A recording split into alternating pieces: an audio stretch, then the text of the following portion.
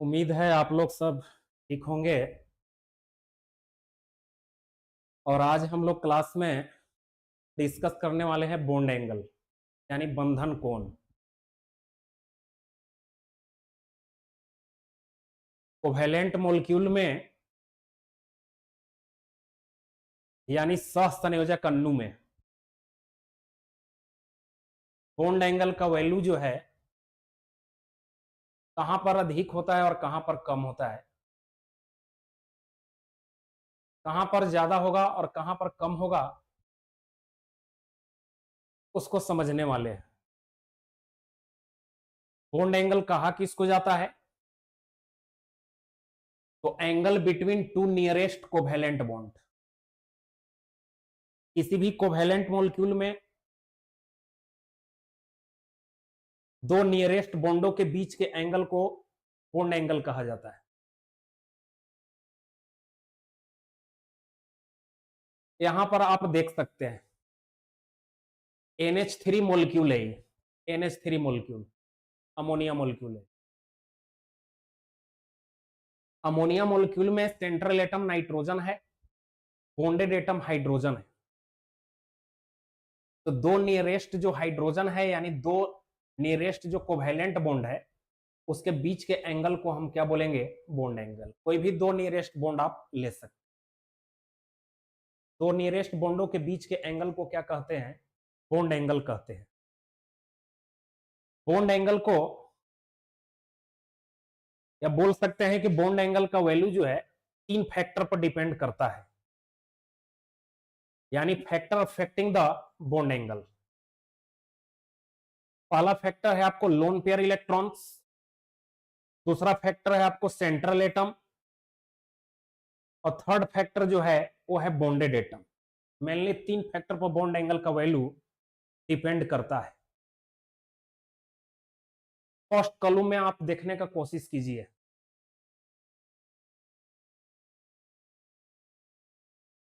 कभी कभी कुछ ऐसे मॉलिक्यूल्स आपको मिलेंगे कोवैलेंट मॉलिक्यूल्स जिसमें लोन पेयर इलेक्ट्रॉन्स जो होगा वो वेरिएबल होगा यानी डिफरेंट होगा। जैसे मेरे पास एक मॉलिक्यूल है, मीथेन है यानी CH4 है, NH3 है और एक H2O है। तीनों में आप देख सकते हैं कंपैरिजन करके। मीथेन मॉलिक्यूल में सेंट्रल एटम के पास कोई लोन पेयर इलेक्ट्रॉन नहीं है। अमोनिया में नाइट्रोजन एटम के पास एक लोन पेयर इलेक्ट्रॉन है और H2O मॉलिक्यूल में ऑक्सीजन जो सेंट्रल एटम है उसके पास दो लोन पेयर इलेक्ट्रॉन है। यानी लोन पेयर इलेक्ट्रॉन यहां पर वैरी कर रहा है। जब कोवैलेंट मॉलिक्यूल जो गिवन रहेगा उसमें अगर लोन पेयर इलेक्ट्रॉन्स अगर वैरी करेगा तो हमेशा हम फार्मूला जो यूज करते हैं कंपैरिजन करने के लिए, किसी भी वैल्यू का कंपैरिजन अगर करना है तो हमेशा फार्मूला यूज करते हैं वेरिएबल से संबंधित, यानी वेरिएबल से रिलेटेड। यहां पर क्या वेरिएबल है? तो number of lone pair electrons. तो बॉन्ड एंगल का जो वैल्यू होता है, बॉन्ड एंगल का वैल्यू जो होता है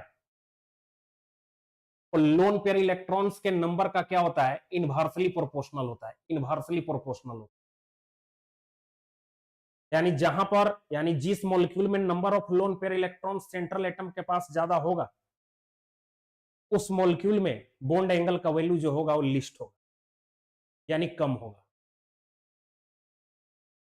इसमें आप देख रहे हैं H2 मॉलिक्यूल में दो लोन पेयर है, इसमें एक लोन पेयर है, मीथेन में एक भी नहीं है।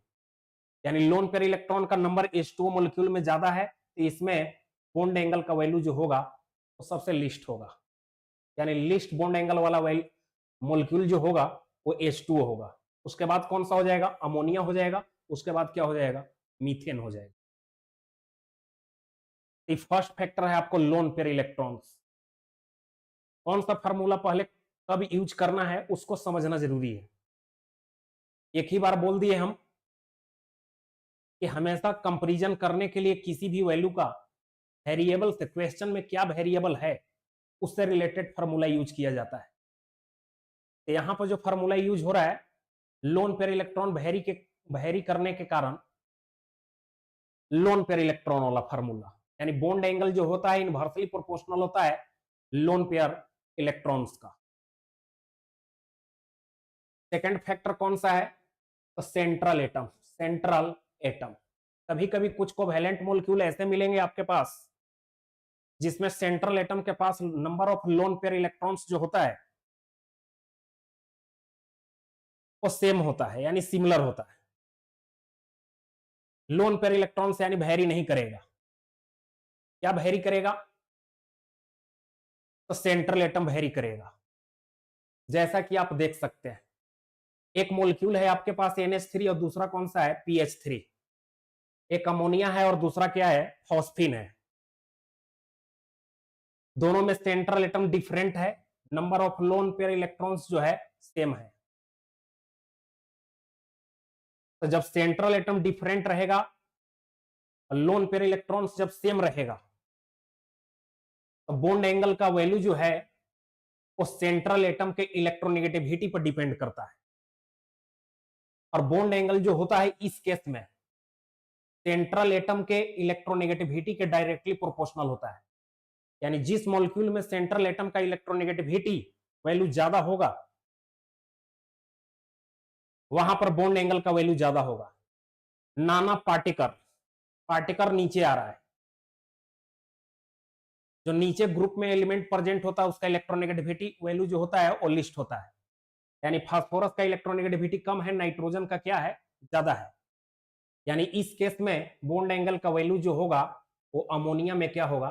ज्यादा होगा, और फॉस्फीन में क्या हो जाएगा? कम हो जाएगा। यहां पर साइन जो है, यहां पर साइन जो है बॉन्ड एंगल का वैल्यू आप देख सकते हैं। इस केस में साइन थोड़ा सा रिवर्स कर लीजिएगा। इसमें बॉन्ड एंगल का वैल्यू जो बोले थे CH4 में क्या होगा? ज्यादा होगा, और CH4 में ज्यादा होगा, उसके बाद अमोनिया में होगा, और सबसे लिस्ट वैल्यू जो होगा H2O में होगा। लेकिन इस केस में क्या है? अमोनिया में ज्यादा होगा और फॉस्फीन में क्या होगा? तो कम होगा। थर्ड फैक्टर कौन सा है? तो बॉन्डेड एटम। कभी कभी कुछ ऐसे मॉलिक्यूल आपको मिलेंगे जिसमें सेंट्रल एटम जो होगा वो सेम हो जाएगा, लोन पेयर इलेक्ट्रॉन भी सेम हो जाएगा। वेरिएबल क्या होगा? Bonded atom. एक मॉलिक्यूल है ऑक्सीफ्लोराइड और एक है आपको ऑक्सीक्लोराइड। ये दोनों मॉलिक्यूल में आप देख सकते हैं कि बॉन्डेड एटम एक में फ्लोरीन है तो दूसरे में क्या है? क्लोरीन है। सेंट्रल एटम तो सेम है, लोन पेयर इलेक्ट्रॉन भी सेम है। वेरिएबल क्या है यहां पर? यहां पर वेरिएबल जो है वो बॉन्डेड एटम है। और जो बॉन्डेड एटम वेरी करता है तो बॉन्ड एंगल का जो वैल्यू होता है वो बॉन्डेड एटम के इलेक्ट्रोनेगेटिविटी के इनवर्सली प्रोपोर्शनल हो जाता है। बॉन्डेड एटम के, बॉन्डेड एटम जब बॉन्डेड एटम वेरी करेगा, ये ट्रिक याद रखें, जब बॉन्डेड एटम वेरी करता है तो बॉन्डेड एटम के इलेक्ट्रोनेगेटिविटी के इनवर्सली प्रोपोर्शनल होता है बॉन्ड एंगल का वैल्यू। और जब सेंट्रल एटम वेरी करता है तो सेंट्रल एटम के इलेक्ट्रोनेगेटिविटी के डायरेक्टली प्रोपोर्शनल होता है। डायरेक्टली प्रोपोर्शनल है इसमें। सेंट्रल एटम जब वेरी करेगा डायरेक्टली प्रोपोर्शनल, और बॉन्डेड एटम वेरी करेगा तो इनवर्सली प्रोपोर्शनल होगा बॉन्ड एंगल का वैल्यू।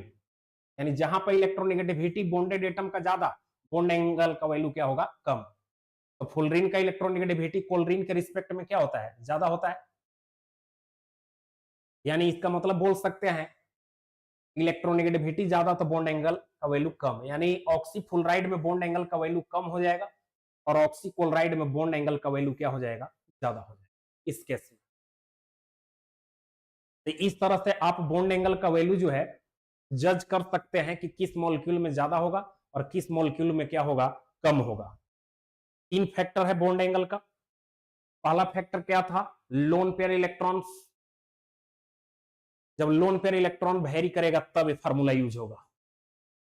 सेंट्रल एटम यानी एटम, जब भी एटम वेरी करता है किसी भी केस में, कहीं भी, याद रखिए,